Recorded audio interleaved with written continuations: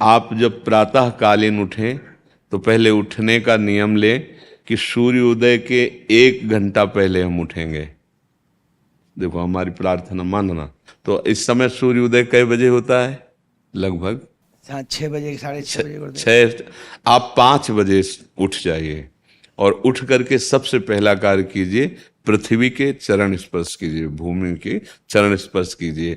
और फिर आप जिस आसन पर बैठे हैं, देखो ध्यान से हमारी तरफ सुनना, जिस आसन पे बैठे हैं, जिस पे शयन किए थे, जिस सैया पर सोए थे, पृथ्वी को प्रणाम करने के बाद उसी सैया में 5 मिनट केवल बैठ जाइए और 5 मिनट बैठकर 5 संतों का नाम ले लीजिए। जैसे हम लोग श्री स्वामी हरिदास जी की जय, हरिवंश महाप्रभु की जय, हरिराम व्यास जी की जय, नागरीदास जी की जय, श्री ध्रुवदास जी की जय, 5 संतों के नाम याद कर लीजिए। इसके बाद नीचे उतरिए और पहले जो अपने माता पिता, अगर वो शयन कर रहे हैं तो कोई बात नहीं है, अगर वो शयन नहीं कर रहे हैं तो पहले जाकर माथा रखकर उनको प्रणाम कीजिए। इसके बाद आधा लीटर या 1.25 लीटर जितना आप जल पी सकते हैं, उस जल को आप हल्का सा गर्म करवाइए अपने माता पिता से, जो भी आपकी सेवा में हो, या अगर आप स्वयं कर सकते हो तो स्वयं हल्का सा। अगर 500 ग्राम पी जाए तो और अच्छी बात है, और इससे ज़्यादा पी जाए तो अच्छी बात है। वज्रासन में बैठना आता है? वज्रासन जानते हो आप लोग? देखो वज्रासन, वो देखो बैठ रहे हैं, ये दोनों पैरों को ऐसे करके इससे बैठकर जल पिया जाए। ये आपके ब्रह्मचर्य की रक्षा करेगा, कब्ज नहीं होने देगा और आपके मस्तिष्क की गर्मी को ठंडा करेगा। ऐसे वज्रासन में बैठकर धीरे धीरे 5 या 10 मिनट में जल पिया जाए, एकदम ना पिया जाए। गिलास में लेकर के 500 ग्राम जल धीरे धीरे उसको पिया जाए। फिर इसके बाद आपको 100-200 कदम टहलना है। फिर इसके बाद आप शौच जाइए।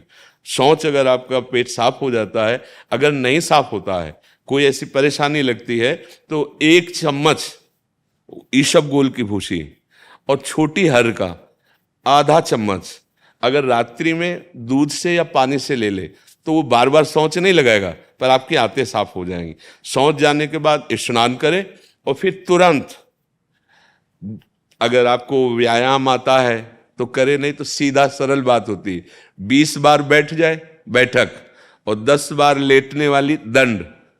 और इसके बाद जो अनुलोम विलोम, जो इससे खींचे इसे छोड़ दे, इससे खींचे इसे छोड़ दे। इसके बाद दोनों हाथ ऐसे करके 7 बार ऐसे करे, सीधा खींचे और सीधा छोड़ दे। इतना ही तुम्हारे लिए प्राणायाम की आवश्यकता है। अब अपनी दिनचर्या में लग जा। जो पढ़ाई का कार्य दिया गया है, आगे तुम्हें और भजन की बात हम नहीं कह रहे, जो पढ़ाई का कार्य दिया गया है वो भगवान की ही पूजा है। आपकी दिनचर्या जो आपको अपने गुरुजी या टीचर जी को जाके प्रमाणित करनी है, कल जो पढ़ाई गई थी आज के लिए, वो आप सुबह सुबह उस समय व्यायाम के बाद, तो आप देखना आपकी स्मृति बहुत प्रवीण हो जाएगी। अच्छा, ये आपकी प्रातःकालीन दिनचर्या है। जब आप अपने गुरुदेव के पास स्कूल जाएं, तो हमें आजकल का तो अब पता नहीं, पर हम लोग जब जाते थे तो अपने गुरुजी को प्रणाम करते थे। तो जो स्कूल में आपको पढ़ाई पढ़ा रहे हैं वो तो बात है, अब आपको जो हम खास बात बताना चाहते हैं वो कि देखो अभी छोटे छोटे बच्चे हो, बच्चों में कुछ बच्चे ऐसे गंदे बच्चे होते हैं जिनके गंदी बातें दिमाग में आ जाती हैं और गंदी बातें वो करने लगते हैं आचरण में। आप लोग इतना तो जानते ही होंगे कि गंदी बातें किसे कहते हैं। आप लोगों के पास अगर मोबाइल है तो कभी गंदी बात देखना नहीं। कोई भी बच्चा अगर गंदी बात दिखाए तो अपने टीचर से या अपने माता पिता से जाके शिकायत करनी चाहिए, वो बहुत हानिकारक होती है। कभी कोई भी गंदी बात अपने द्वारा नहीं होनी चाहिए। अभी आप नवीन जीवन धारण किए हुए हैं, आप भगवान की प्राप्ति, देश की भक्ति और बहुत अच्छे अच्छे पदों में जा सकते हैं। अच्छे पवित्र आचरण और पवित्र संस्कार। ब्रह्मचर्य के लिए गंदे बच्चों का संग त्याग करना, गंदी कोई ऐसी हरकत सिखावें या बात सिखावें तो उसको सुन करके छुपा नहीं लेना, तुरंत अपने टीचर से बताना या अपने माता पिता से बताना, और ऐसे बच्चे का कभी संग नहीं करना। और रात्रि के सोते समय ये जरूर ध्यान देने वाली विशेष बात है, रात्रि के सोते समय जो भगवान का नाम प्रिय, जैसे इन लोगों ने आप लोगों को बताया राधा वल्लभ श्री, तो सोते समय बस प्रार्थना करो कि हे प्रभु आज दिन हमारा जो भी गलती हुई हो वो हमको आप प्रार्थना करते हैं कि आप हमें समझाओ क्या हमसे गलती हुई।